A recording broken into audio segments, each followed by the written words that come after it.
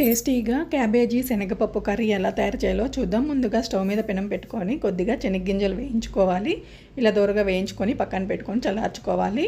తర్వాత స్టవ్ మీద కుక్కర్ పెట్టేసుకొని ఆయిల్ వేసుకొని ఇందులో ఆనియన్స్, కరివేపాకు వేసుకొని వేయించుకోవాలి. తర్వాత అల్లం వెల్లుల్లి పేస్ట్ కూడా వేసి పచ్చివాసన పోయేంత వరకు ఫ్రై చేసుకొని కొద్దిగా కొత్తిమీర వేసుకొని అది ఫ్రై చేసుకున్న తర్వాత క్యాబేజీని తరిగి ఇందులో వేసుకోవాలి.